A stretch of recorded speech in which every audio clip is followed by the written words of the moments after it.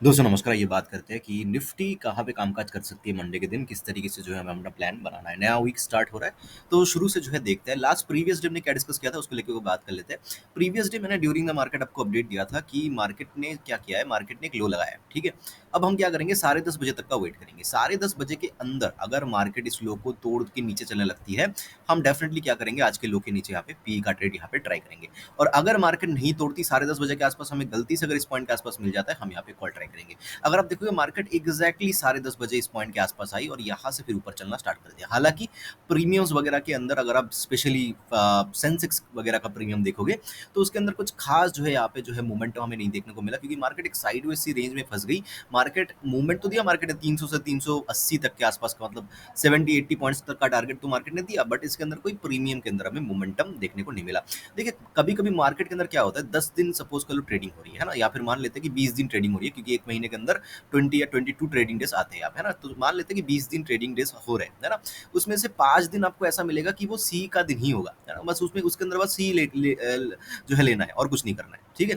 फिर 5 दिन ऐसा आएगा जो बस पी का ही दिन होगा, है ना। या फिर अगर मार्केट बहुत ज्यादा बुलिश या बियरिश है, तो हो सकता है ये रेशियो जो है कहीं न कहीं 1:1 का ना होके कहीं न कहीं 1:3 का हो। मतलब मान लेते हैं कि अगर 1 दिन सी का है, तो ओवरऑल 3-4 दिन जो है यहाँ पे पी का है। तो इस तरीके से रेशियो बनता है। एक नॉर्मल मार्केट के अंदर 5-5 दिन का ऐसे रेशियो बनता है, तो यहाँ पे 10 दिन चले गए। अब 5 दिन ऐसे आते हैं जिसके अंदर ना सी लेना होता है, ना पी लेना होता है, क्योंकि मार्केट रहता है साइडवेज। जैसे कि ये वाला दिन था, एक ट्रेड हमने लिया, उसके अंदर कुछ नहीं हुआ, बस बैठ गए। अभी अगर आपने एक ट्रेड लिया, उसके अंदर आपको प्रीमियम डीके हो रहा है, आपने लॉस बुक कर लिया और कहीं न कहीं गलत दिशा में बैठ गया। मतलब सपोज़ कल आपने यहाँ पे कॉल लिया, आपको प्रॉफिट तो दिखा, लेकिन कुछ देर बाद जो है वो कहीं न कहीं लॉस में दिखने लगा। और जैसे ही मार्केट इसको ब्रेक किया, आपने सोचा कि अरे नहीं, इसने तो ऐसे ही बोल दिया था मार्केट तो नीचे आएगा, तो आपने उठा के यहाँ पे पी ट्राई किया, मार्केट ऊपर चली गई। आपने यहाँ पे कॉल ट्राई किया, मार्केट नीचे चली गई। तो यहाँ पे क्या होता है, यहाँ पे आप पूरी तरीके से जो है यहाँ पे फंस जाते हो। तो इसीलिए 5 दिन ऐसे होते हैं जिस दिन सी भी नहीं लेना होता, पी भी नहीं लेना होता, इस दिन ट्रेड ही नहीं करनी होती। अगर आप जल्दी समझ गए, सुबह सुबह समझ गए कि आज ट्रेड नहीं करनी है, तो फिर अच्छी बात है। अगर आप नहीं समझ पाए, तो क्या होता है, ये आप उलझ जाते हो। ये लास्ट का जो 2-3 घंटा, 4 घंटा, 5 घंटा होता है, इसके अंदर आप उलझ जाते हो और जितना लॉस करना चाहिए नहीं था, उतना ज्यादा लॉस कर लेते हो, राइट। और 5 दिन ऐसा होता है जिस दिन हमें पता ही नहीं होता मार्केट सी में है या पी में है, राइट।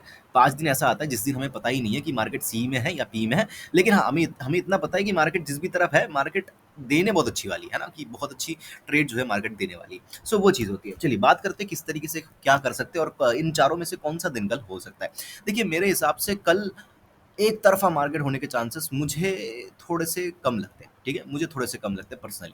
आने को आ सकता है, लेकिन मुझे नहीं लगता कि एक तरफ़ा मार्केट रहेगा। वोलेटिलिटी रह सकती है मार्केट के अंदर, अनलेस एंड अंटिल मार्केट नीचे की तरफ चलने को आए, है ना? एक न्यूज़ वगैरह भी आया है शायद से, उसकी वजह से भी इम्पैक्ट पड़ सकता है मार्केट के अंदर। हो सकता है मार्केट उसको जो है पहले नेगेटिव दिखा के फिर पॉजिटिव हो जाए, हो सकता है मार्केट उसको नेगेटिव दिखा के नेगेटिव ही चलती जाए, हो सकता है उसको मार्केट पॉजिटिव दिखा के पॉजिटिव चलती जाए। तो हमें न्यूज़ के ऊपर फोकस नहीं करना, हमें चार्ट के ऊपर फोकस करना है। तो चार्ट क्या कह रहा है? चार्ट ये कह रहा है कि चार्ट जो है एक रेजिस्टेंस के ऊपर जो है ट्रेड कर रहा है अभी, और क्लोजिंग भी रेजिस्टेंस के ऊपर दिया है। हम सबसे पहले मंथली टाइम फ्रेम से स्टार्ट करेंगे, जैसे हर बार हम करते हैं। मैं सारी ड्राइंग्स यहाँ पे एक बार के लिए रिमूव कर देता हूँ, ठीक है। ओके, सो मंथली टाइम फ्रेम हम देखने की कोशिश करेंगे। ये मंथ चल रहा है, और अगर आप इस मंथ को देखोगे, इस मंथ ने ऑलमोस्ट ऑलमोस्ट जो है प्रीवियस कैंडल का लो भी तोड़ दिया, और इसने कहीं ना कहीं ऑलमोस्ट ये कवर कर चुकी है। ये अगर कैंडल चाहिए, ये कैंडल काफी नीचे तक भी आ सकती है ना। ये अगस्त महीने का जो कैंडल बन रहा है, तो डेफिनेटली इसमें कोई दोहराई नहीं है कि निफ्टी का चार्ट जो है फिलहाल के लिए बहुत ज्यादा नेगेटिव तो नहीं है, लेकिन हाँ, नेगेटिव होना शुरू हो चुका है in the monthly time frame, ठीक है। वीकली टाइम फ्रेम के ऊपर नजर डालेंगे। वीकली टाइम फ्रेम के ऊपर नजर दिया तो क्या हुआ, मार्केट ऊपर चल रही थी, मार्केट गैप डाउन खुली, लेकिन नीचे से बाइंग आ गई। अभी ऐसे इतने अच्छे मार्केट के अंदर, इतने अच्छे बुलिश मार्केट के अंदर क्या होता है, अचानक से गैप डाउन खुलने से यहाँ पे बाइंग आ जाती है, इसमें कोई दौरा ही नहीं है। तो इसमें हम ना बुलिश है ना बियरिश है, इसमें हम न्यूट्रल है। लेकिन हाँ, इस कैंडल का लो अगर टूटेगा, तो मैं 110% यहाँ पे बियरिश हो जाऊंगा, और यहाँ पे बहुत बड़ी रेड कैंडल जो है आने वाले दिनों में और कुछ इस तरीके से जो है गिरावट जो है यहाँ पे देखने को मिल सकती है। मैं ऐसा मैं एक्सपेक्टेशंस मार्केट से रखूंगा। ये होगी वीकली टाइम फ्रेम की बात।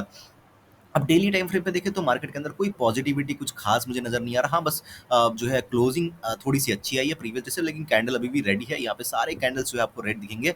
प्रीवियस 2 वीक्स का जो अगर कैंडल दिखोगे आप इस किसी पॉइंट से, तो सारे के सारे कैंडल्स आपको रेड ही दिखेंगे। तो कोई पॉजिटिविटी यहाँ पे भी नजर नहीं आ रही है। 15 मिनट के टाइम फ्रेम में चलेंगे और डिस्कस कर लेंगे कि किस तरीके से क्या ट्रेडिंग करनी है।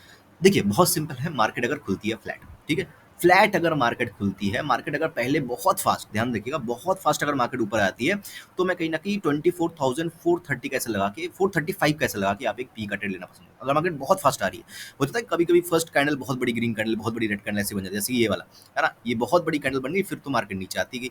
तो ऐसा कुछ सिनेरियो अगर यहाँ पे बने, मैं यहाँ पे 435 कैसे लगा के एक पी का ट्रेड लेना पसंद करूँगा। लंबे टारगेट्स मिल सकते हैं, लंबे, समझ रहे हो? सो ये एक प्लान रहेगा। मार्केट अगर फ्लैट खुल के नीचे चलने लगती है, तो मैं 24,280 का वेट करूँगा, ठीक है? 24,280 इसके नीचे निकलती मैं यहाँ पे पी लेना पसंद करूँगा। तो ये फ्लैट की सिनेरियो होगी।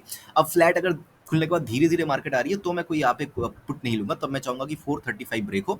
435 ब्रेक होने से मैं यहाँ पे कॉल का ट्रेड जो है ट्राई करूँगा, लेकिन टारगेट्स बहुत लंबे नहीं, 24,500 या 550, है ना? ये एक रेंज हो गया रेजिस्टेंस का, यहाँ तक के टारगेट्स मैक्सिमम मैं देख रहा हूँ। फिर हो सकता है सेकंड हाफ में वहाँ से बड़ी गिरावट भी आ जाए, ऐसा भी हो सकता है, ठीक है? तो उसको ध्यान रखिएगा।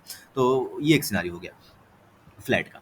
अभी बात करते हैं मार्केट अगर गैप डाउन खुलती है। देखिए गैप डाउन अगर मार्केट खुलती है, तो मैं थोड़ा-सा देखूँगा, अगर मार्केट गैप डाउन खुलने के बाद अपने ओपनिंग प्राइस को ब्रेक करती है, ठीक है? ओपनिंग प्राइस को ब्रेक करती है गैप डाउन खुलने के बाद, या फर्स्ट कैंडल के हाई को ब्रेक करती है, मैं थोड़ा-सा कॉल की तरफ ही फिर इंटरेस्टेड हूँ, है ना? फिर मैं जो है पी की तरफ इंटरेस्टेड नहीं हूँ, राइट? लेकिन अगर मार्केट गैप डाउन खुलने के बाद 15 मिनट जो है यहाँ पे, या फिर मान लेते हैं कि मार्केट अगर 10 बजे तक जो है नीचे ही बनी रहती, ऊपर नहीं आती, तब मैं फिर यहाँ पे पी का ट्रेड ले सकता हूँ। हो सकता है बहुत बड़ी गिरावट भी हमें सेकंड हाफ में देखने को मिल जाए, है ना? तो एक स्विंग का वेट करेंगे, स्विंग के नीचे जो है यहाँ पे पी का ट्रेड बना सकते हैं 10 बजे के बाद। तो 10 बजे तक का वेट करूँगा अगर मार्केट गैप डाउन खुलती है तो, in case of that. Okay, market अगर गैप अप खुलती है, देखिए गैप अप कहाँ पे खुल रही है? अगर छोटा-मोटा गैप अप खुली है 430 के आस-पास, तो मैं डेफिनिटली पी की तरफ ही फिर भी इंटरेस्टेड हूँ, ठीक है? टारगेट्स जैसे कि मैंने बोला, बहुत लंबे टारगेट्स भी मिल सकते हैं ऊपर खुलने के बाद। अगर 430 के ऊपर खुलती है लेकिन फर्स्ट 5 मिनट्स के अंदर 430 के नीचे आ जाती है, मैं again I am interested in P, ठीक है? लेकिन अगर मार्केट गैप अप खुलती है और 430 को ब्रेक कर देती है खुलते ही, या अगर मार्केट जो है कहीं न कहीं 430 के ऊपर खुल के उसके नीचे नहीं आती, तो फर्स्ट 5 मिनट्स के अंदर हमें समझ में आ जाएगा, तब हम कॉल की तरफ ही बैठेंगे। 550 तक के टारगेट्स मैक्सिमम हो सकते हैं, फिर भी मैं बहुत बड़े टारगेट्स नहीं रखूँगा ऊपर की तरफ।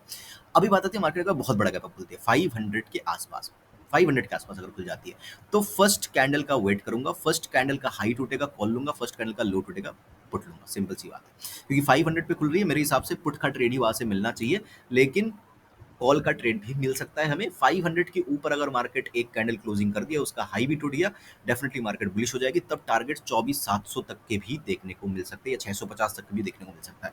लेकिन अगर मार्केट 500 पे खुली, मान लेते हैं कि मार्केट 500 पे खुली और पहला कैंडल कुछ भी बना और उसका हाई ब्रेक नहीं हुआ, रेड बना, ग्रीन बना, लेकिन उसका लो ब्रेक हो गया, तो chances are very very high कि मिनिमम मार्केट जो है 24,350 तक तो आएगी, और इसको भी ब्रेक कर दिया मार्केट, तो मैं फर्दर क्वांटिटी ऐड करूंगा, और इस यहाँ पे जो है बड़ी गिरावट, कल एक तरफा जो है इस तरीके से मार्केट गिरता हुआ आपको नजर आ सकता है।